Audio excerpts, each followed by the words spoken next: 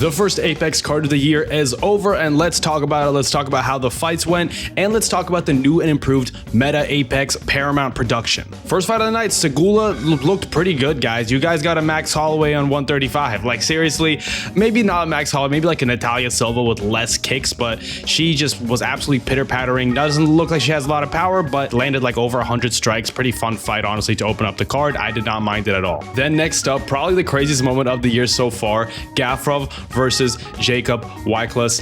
Dude, what a banger fight. The fight was super back and forth, super close. I thought Gafrov was up on the scorecards. He was about to win the fight, and then last 10 seconds, Gafrov shoots a takedown, and Jacoby jumps the ghillie, bro, and then Gafrov taps with like a second left. So the ref at first thought, oh, did he tap before or after the bell? We got to look at the tape. There's like a picture of like 30 guys all looking at the tape to see if he tapped before or after the bell, because if he tapped after the bell, he won the fight. Well, so we thought, but actually the scorecards had Jacob winning, which probably would have been a robbery, but Jacob would have won either way. This guy kind of has plot armor. The Patchy Mix fight was super close to the game decision. This guy's kind of like the 145, 135. This was a catch weight. He's like the 1-35 Rainer de Ritter with plot armor and a really goofy style with a jiu-jitsu base. But yeah, he jumps the ghillie, and then Gafrov taps last second like Ankalaev. They finally ruled it as, you know, a 4 minutes and 59 second submission. It was pretty crazy to see.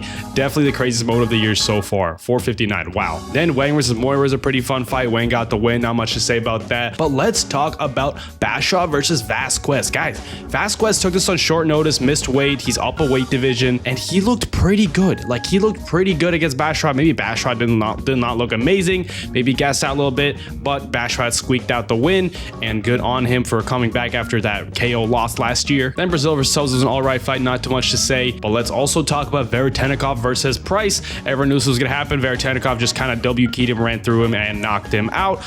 Very, very weird. He knocked him out like standing. It looks like he went out standing. He like passed out on the cage like this. I don't know when's the last time that's happened in the UFC. That was pretty crazy to see. And then the featured prelim, Donchenko versus Morono, guys.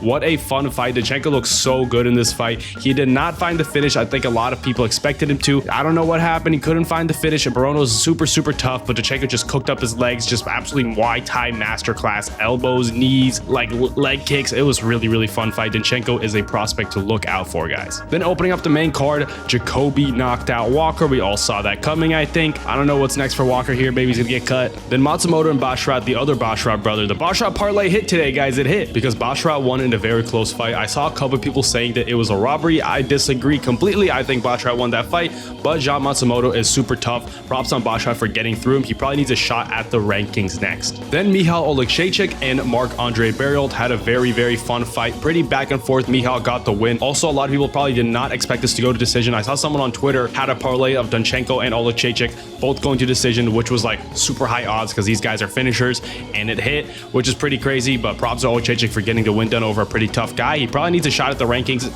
with one more fight. Then Almeida versus Kuniev, guys. Man, Almeida did not look good, man. I don't know what's next for him. He looked so bad. Kuniev looked all right, but like, geez, bro, like, I really don't know what's next for Almeida. This really was like a devastating loss. Took it on short notice, lost to an unranked guy. He's going to get way down there. He's one win away from a title shot just a couple months ago, and now he is cooked. Then the co-main event, guys, Kyoji Horiguchi masterclass. Give him the title shot. I don't care.